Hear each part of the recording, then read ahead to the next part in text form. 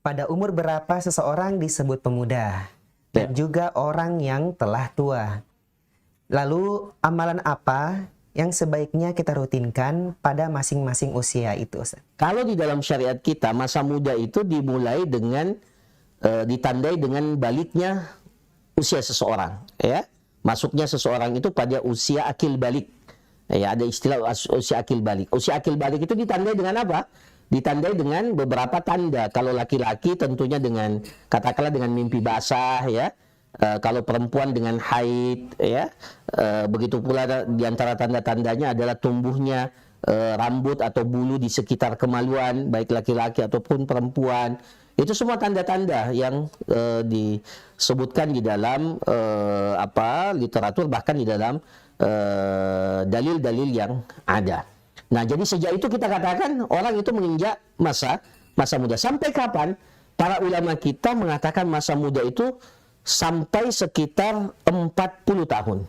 Ya, falamma balagha asyuddahu balagha arba'ina sana, ya, di dalam Al-Qur'an. Ya, itu dikatakan ketika dia sudah sampai pada masa dewasa, di mana dia sudah sampai kepada usia 40 tahun. Makanya itulah di antara rahasianya kenapa Nabi kita, Nabi Muhammad SAW itu diangkat dan diangkat menjadi Nabi dan Rasul di usia 40 tahun.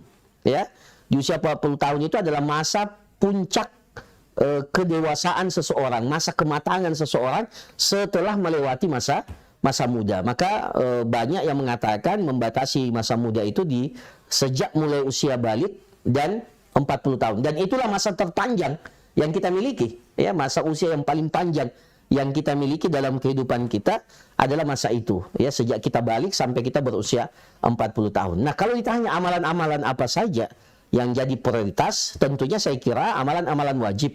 Ya, amalan-amalan wajib itu tidak boleh dinafikan dalam semua tingkatan umur, meskipun tentunya bervariasi kemampuan kita masing-masing.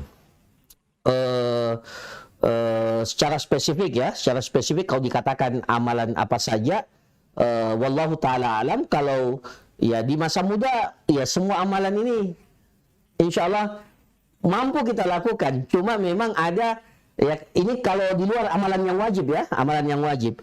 Ya, seperti katakanlah menghafal itu, ya, hafal Quran, ya, hafal hadis.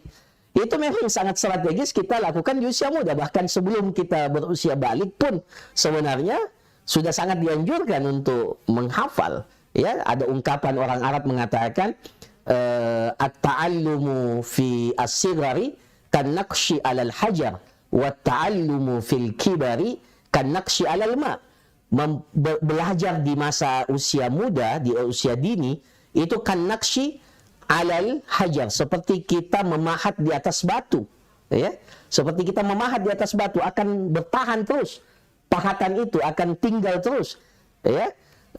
Tidak akan hilang. Tapi at-ta'allumu fil kibar, kalau sudah tua baru mau belajar, baru mau menghafal, itu katanya kan-naqshi 'alal ma', seperti memahat di atas air. Ya, coba memahat di atas air. Cepat sekali hilang. Tapi bukan berarti ini menurunkan semangat dan motivasi kita. Ya, jadi ada memang hal-hal yang sangat prioritas. Makanya mumpung masih muda, laksanakan amalan itu secara maksimal. Kemudian tentunya nanti di usia tua, ya, ketika kita tidak lagi bisa melakukan semua, maka tetap tentunya ada wirid, ada sesuatu yang memang secara kontinu kita lakukan. Tapi untuk menentukan amalan ini, amalan itu, kata para ulama, untuk menentukan amalan tersebut itu berbeda-beda. Ya, Allah Subhanahu wa Ta'ala, seperti kata Imam Malik, itu membagi amalan bagi seseorang, menjadikan amalan-amalan seseorang itu seperti membagi rezeki. Usia kita sama, tapi amalan kita berbeda. Profesi kita sama, sama-sama kita ini pedagang, tapi penghasilan kita beda-beda. Jadi seperti itu juga amalan. Jadi Allah memberikan amalan kepada seseorang seperti Allah memberikan rezeki. Ya, ada yang dibukakan baginya pintu salat sunnah maksudnya. Ya, tapi bagi orang itu salat sunnah tidak kuat. Dia lebih kuat dengan puasa umpamanya. Tapi bagi orang lain dia tidak kuat puasa. Ya, puasa Senin Kamis yang mungkin agak lemah.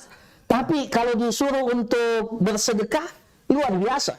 Dia adalah orang yang pertama dan paling senang untuk bersedekah. Tapi ada orang ya sedekah malas atau bahkan agak pelit ya dalam tanda kutip. Tapi kalau disuruh umpamanya menolong orang, disuruh untuk amal-amal sosial, mungkin dia berada di saf yang terdepan. Maka amalan itu tergantung apa yang diberikan oleh Allah kepada kita. Maka seharusnya kalau kita merasa bahwa ada amalan-amalan yang cocok bagi kita, disitulah kita berikan ya porsi yang maksimal, sehingga mudah-mudahan itulah yang menjadi amalan andalan kita, selain amalan-amalan wajib tentunya, amalan andalan kita yang akan kita bawa nanti ke hadapan Allah Subhanahu wa taala. Saya kira seperti itu, wallahu a'lam.